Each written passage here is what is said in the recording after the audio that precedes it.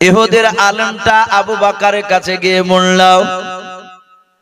ও ভাই তোমার নাম কি? আবু বকর। আবু বকর বলে, হ্যাঁ আমার নাম আবু বকর। ইহুদের আলেমটা ডাক দিয়ে বলেছিল, ভাই রে তোমার আব্বার নাম কি? বলো আবু কুহাফা। বলে, হ্যাঁ আমার আব্বার নাম আবু কুহাফা। ওরে ভাই তুমি আমার নাম আমার আব্বার নাম তুমি জানলা কি করে? তুমি বললাও। ইহুদের আলেমটা বলে, ভাই রে এই তাওরাত কিতাবে তোমার নাম দেখতে পাচ্ছি, ভাই একটু দয়া করে তোমার পেছনকার জামাটা একটু উঠাও। বলে, উঠাবো কেন? বলে, একটু উঠাও। এই কিতাবে লেখা আছে তাওরাতে আখিরি জামানার পয়গম্বর জনাবে মুহাম্মদ রাসূলুল্লাহ সাল্লাল্লাহু তাআলা আলাইহি ওয়াসাল্লাম যিনি আখিরি জামানার নবী হবেন, ওই নবীর একটা জানের বন্ধু হবে, তার নাম আবু বকর। এই আবু বকর ভাই, এই তাওরাত কিতাবে আরো লেখা আছে আল্লাহর নবীর যিনি জানের বন্ধু আবু বকর হবেন, ওর পৃষ্ঠ মোবারকে একটা কালো রঙের দাগ থাকবে, যাকে আমরা জোরন বলি। জোরন বুঝেন না অনেকে? কারো পিঠে হয়, পেটে হয়, কারো পায়ের নিচে হয়, কারো হাতের তাতে কবজির গোড়াতে হয়, কারো কপালে হয় কালো রঙের বাবজি একটা দাগ। ডাক দিয়ে বললো, ভাই আবু বকর তোমার জামাটা একটু ওঠা, দেখে তোমার পৃষ্ঠ মোবারকে কালো রঙের দাগ আছে কি নাও।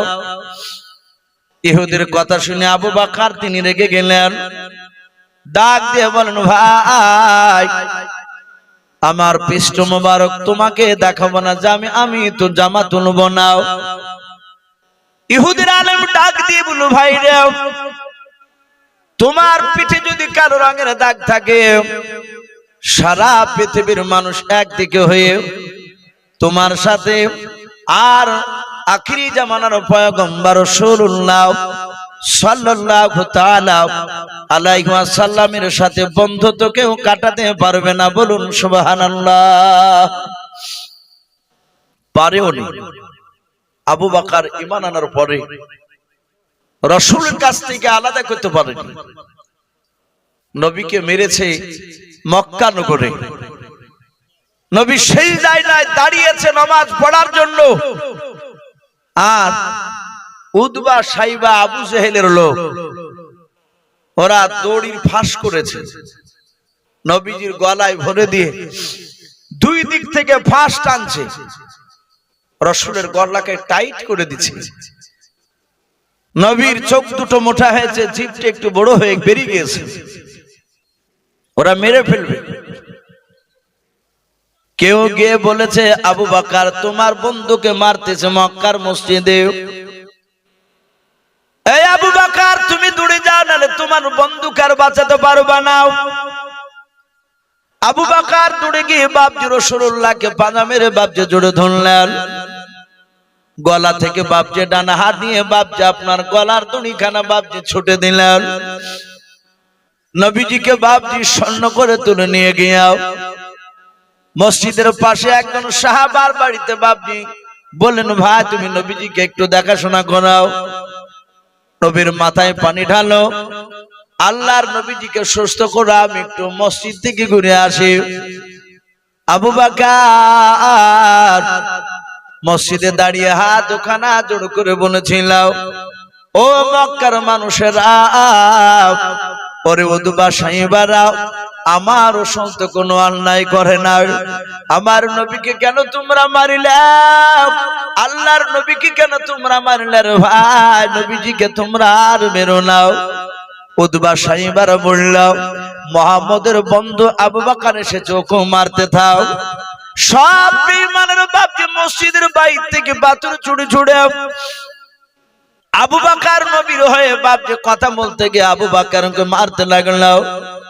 আবু বকরকে মারতে মারতে আবু বকর বাপজি মাটিতে বেহুশ হয়ে গেল। আবু বকরের মুখ দিয়ে ফেফড়া ওঠে, নবীজির বন্ধু আবু বকর আর কথা বের হয় না, অজ্ঞান হয়ে গিয়েছে। আবু বকরের আব্বা আবু কুহাফার কাছে গিয়ে কেউ যেন বলল, ওরে আবু কুহাফা ভাই, তোমার বেটাকে মক্কার মসজিদে মেরে ফেলেছে, দেখো গাও বেঁচে নাই, কাফেরেরা মারতেছে। আল্লাহর নবীজির বন্ধু আবু বকর বাপ যে বেহুশ হয়ে পড়ে আছে। আবু বকরের আব্বা আবু কুহাফা তার স্ত্রীকে ডেকে নিয়ে চলে গেল আবু বকরের মাকে। হযরতে আবু বকর মা নবীজিকে বাপজি পাঁজা মেরে নাই, নবীর বন্ধু আবু বকরকে বাপজি জড়িয়ে ধরলাও, গালে মুখে বাপজি হাত দেয়, বুকে হাত দিয়ে দেখে আবু বকর মরে না, আবু বকর বেঁচে আছে। আবু কুহাফাকে ডাক দিয়ে আবু বকরের কিন্নি নয়, আবু বকর মা বলে, ও আবু বকরের আব্বা আবু কুহাফা, তুমি তাড়াতাড়ি পানি নিয়ে এসো, আমার ছেলে আবু বকর মরে না, বেঁচে আছে। আবু বকরের বাপজি কাছে পানি নিয়ে আসা হলো। আবু বকরের মুখে বাপজি পানি ছিটা মারতে লাগলেন। আবু বকরের যাহাতে একটু জ্ঞান ফিরেছে রে বাবা, আর সঙ্গে সঙ্গে জবান দিয়ে বের করেছে, আবু বকর কাইফান নবী কাইফান নবী কাইফান নবী কাইফান নবী কাইফান নবী বলে বাপজি বারবার ডাক দিতেছে। আবু বকর জ্ঞান ফেরার পর বলেন, ওগো আমার নবী কেমন আছে বলো, আমার রাসূল কেমন আছে বলো। আব্বা মা বলে বাপজি ডাক দেয় না। আবু বকরের জন্ম দক্ষিণী মা ডাক দিয়ে বলে, বেটা রে, ও আমার দুলাল, ওরে আমার কলেজা টুকরা, মানে তোমাকে আমি জিন্দা পেয়েছি রে বাবা, কিছুক্ষণ হলে তুমি মারা যেতে, আমার আসতে যদি একটু লেট করে দাও। ও বাবা, তুমি আর মুহাম্মদের নাম তুমি নিবা নাও, ওই নবীর নাম নেওয়ার কারণে মক্কার লোকেরা তোমাকে মারতে মারতে বেহুশ করে দিয়েছে।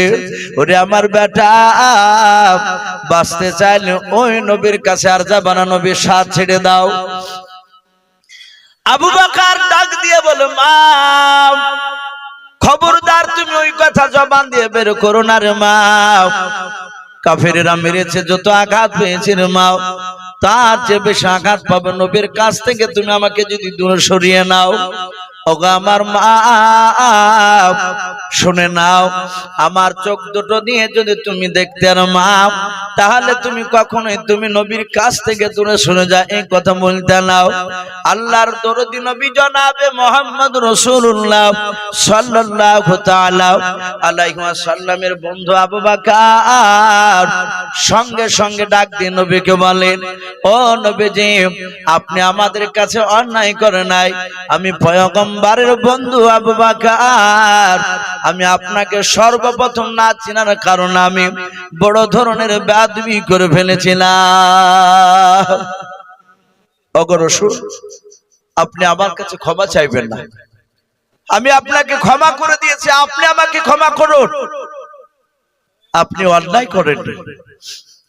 নবী বলেন, আবু বকর তুমি বসে যাও।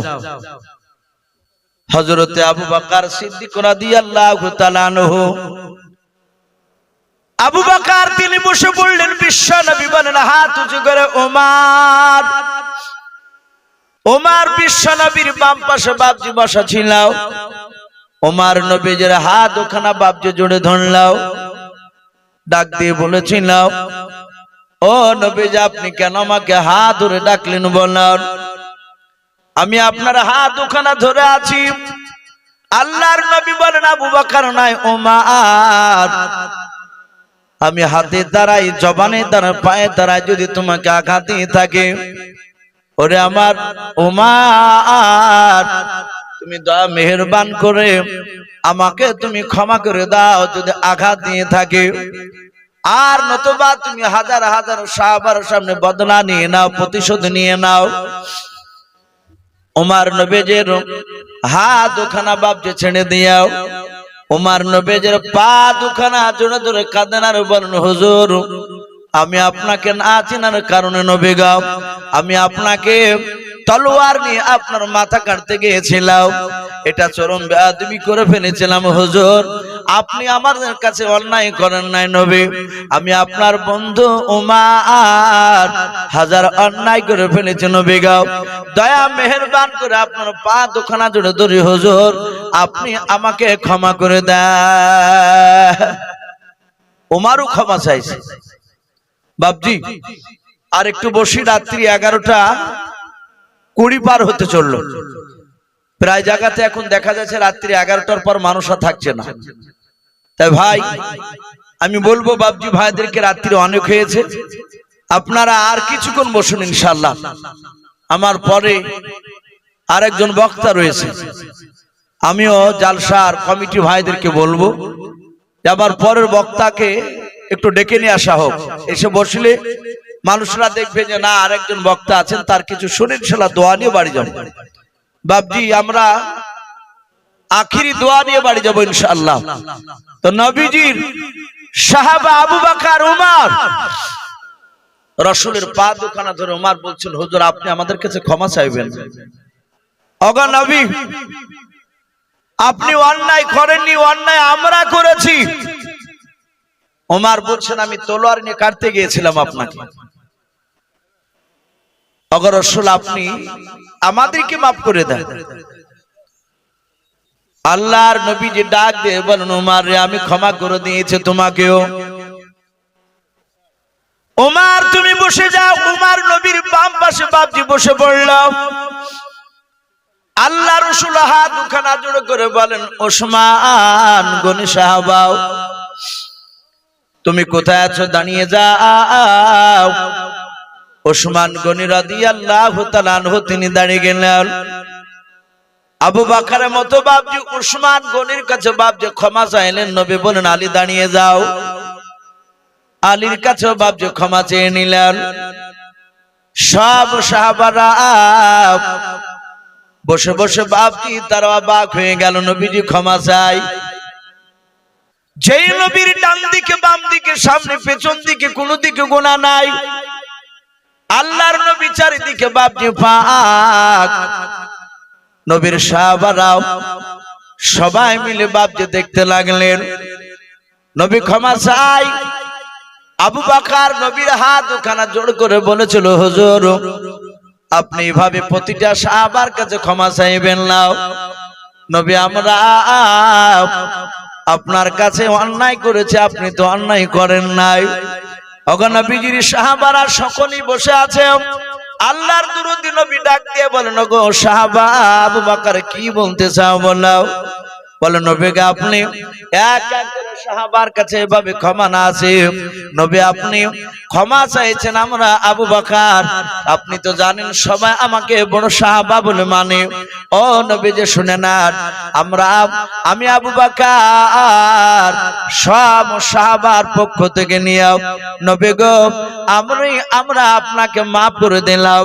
ওগো নবী যে কোন সাহাবার কাছে আর ক্ষমা চাইবেন না, সব সাহাবাকে আপনি ক্ষমা করে দেন। আল্লাহ রাসূল বাবজি কাঁদতে কাঁদতে বলেন, সাহাবারা আমি সবাইকে মাফ করে দিলাম, তোমরা তো মাফ করলে। বলে হ্যাঁ। আবু বকর বলে সবারই তরফ থেকে আপনাকে মাফ করে দিলাম। যাহাতে বাবজি কথা বললেন, আল্লাহর নবীজির বাবজি বেশ কিছুটা দূরে পেছন দিকে ছিল বসা। নবীর একজন সাহাবা হযরতে সাদ বিন আবি ওয়াক্কাস রাদিয়াল্লাহু তাআলা আনহু বলে বাবজি বিশিষ্ট সাহাবা ছিল। ওই সাহাবা দাঁড়িয়ে নবীর দিকে লক্ষ্য করে বলেছেন, ইয়া রাসূলুল্লাহ ইয়া হাবিবাল্লাহ। নবী শুনে না, সব সাহাবা আপনাকে ক্ষমা করতে পারে। নবী গো আমি আপনার সাহাবা সাদ ইবনে আবি ওয়াক্কাস, আমি আপনাকে না মারা পর্যন্ত আমি ক্ষমা করব না। বলুন সুবহানাল্লাহ। সব সাহাবারা অবাক, বলে নবীকে কেন মারবা? বলো নবী আজ বলেছে আঘাত পেলে হয় মাফ করো, নতুবা প্রতিশোধ নিয়ে নাও, বদলা নিয়ে নাও। নবী আমাকে মেরেছিল, আমি তার বদলা নিতে চাই। সাহাবারা বাবজি সকলে কাঁদতে লাগলে। অনেক লম্বা ঘটনা আছে, আমি সেদিকে যাব না। আমার বলার উদ্দেশ্যে সাদ ইবনে আবি ওয়াক্কাস নবীকে মারার অনেক পায়তারা করেছিল, অনেক কায়দা করেছিল। লাস্টে চাবুক খানে এনে নবীকে মারতে গিয়ে নবীর মাথার উপরে এইভাবে চাবুকটা তুলে নবীকে না মেরে নবীর এই ডান দিকের কাঁধে বাবজি একটা গোস্তের টুকরা ছিল। শামাইলে তিরমিজিতে বাবজি এসেছে ওই গোস্তের টুকরাটার কথা। বিশ্ব নবীজির ওই গোস্তের টুকরাটাকে মাহারে নবুয়াত বলা হতো। বলুন আলহামদুলিল্লাহ। যেটা কোন নবী রাসূলকে দেয় নাই, শুধু আপনার আমার রাসূলকে বাপজি আল্লাহ দান করেছিলেন। ওই মাহারি নবুয়তের স্ট্যাম্প মারা ছিল, লা ইলাহা ইল্লাল্লাহু মুহাম্মাদুর রাসূলুল্লাহ সাল্লাল্লাহু আলাইহি ওয়াসাল্লাম। সেই জায়গায় চুমা দিয়েছিল। নবীর পা দুখানা জোরে ধরে বলছিল, হুজুর আমি আপনাকে মারার অনেক কায়দা করেছি, আমি কি আপনাকে মারতে পারি? নবী বললেন, তাহলে তুমি এরকম করলে কেন? বলে, হুজুর 10 জন ব্যক্তিকে দুনিয়ার বুকে জান্নাতের খোঁজখবরি শুনিয়েছে, এই 10 জনের মধ্যে এই সাদ ইবনে আবি ওয়াক্কাসের নামটা না। নবী গো, আমি আপনার এই মাহারে নবুয়তের ব্যাপারে আপনার মুখ থেকে শুনেছি, এটা কোন নবীকে দেয় নাই, শুধু আপনাকে। তাই নবী এত দামি জিনিস আমি চুমা দিয়ে দিয়েছি, আপনি যদি দোয়া করে দেন আশা করি জাহান্নামের ভয়ঙ্কর আগুন আর আমাকে স্পর্শ করবে না। রাসূলুল্লাহ তার জন্য দোয়া করেছেন। বাপজি আমার বলার উদ্দেশ্য এই, সারা পৃথিবীর শ্রেষ্ঠ নবী যার গুনাহ নেই, সেই নবী সাহাবার কাছে মাপ চেয়ে বাপজি এটা দুনিয়ার উম্মতকে বাপজি শিক্ষা দেওয়ার জন্য বাপজি এই কাজটা করেছিলেন। প্রতিটা বাপজি ভাইকে বলবো, আমরা কেউ যদি কাউকে আঘাত দিয়ে থাকি আমরা ইনশাআল্লাহ তার কাছে ক্ষমা চাইবো, বলুন ইনশাআল্লাহ। যাই হোক ভাই, আমি আর লম্বা চড়া করবো না, যেহেতু মানুষ অনেকে চলে গিয়েছে। রাত্রি 11:30 মানে বিরাট রাত্রি, সেই 5টার সময় বাপজি সন্ধ্যা মাগরিব হয়েছে। তা আমার ছোট ভাই যান আমার পাশে এসে বসে আছে, আপনাদের এলাকারই রত্ন, উনিও বাপজি 2-4 কথা আপনাদের সামনে আলোচনা রাখবেন। বাপজি আপনারা সকলেই চলে যাবে না, কিছুক্ষণ বসবে ইনশাআল্লাহ, কিছুক্ষণ আলোচনা করি, উনি দোয়া করে দেবেন। ভাই বেশ কিছু কথা আমি আলোচনা করেছি, বলার মধ্যে ভাষার মধ্যে যদি ভুল হয়ে যায় সকলে ছোট ভাই কিংবা ছোট ছেলে সব ক্ষমা করবে। আর বাপজি কেউ যদি এখনো বাকি থাকেন দান দিতে, 5 টাকা 10 টাকা যে যা পারবে, মা বোন সকলকে বলবো আপনারা আসো। আর এই সাইডে লেখা আছে আপনারা নামটা লিখিয়ে দিয়ে যান, ইনশাআল্লাহ শেষের বেলায় আমার ছোট ভাই মুস্তাফা ভাই উনি শেষের বেলায় আখিরি দোয়া করবেন সকলের জন্য। এই বলে আমার বক্তব্য শেষ করলাম। ওয়া আখিরি দাওয়ানা আনিল হামদুলিল্লাহি রাব্বিল আলামিন। আসসালামু আলাইকুম ওয়া রাহমাতুল্লাহি ওয়া বারাকাতুহু।